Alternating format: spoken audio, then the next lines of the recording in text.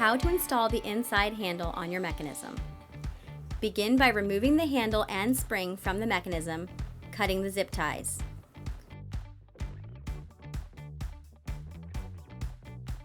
Use a 7/16 wrench or socket to remove the bolt from the mechanism side where the handle will be installed.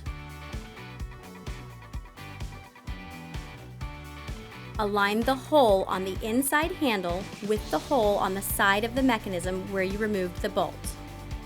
Start the bolt by hand. Once the bolt is in place, tighten with a 7/16 wrench.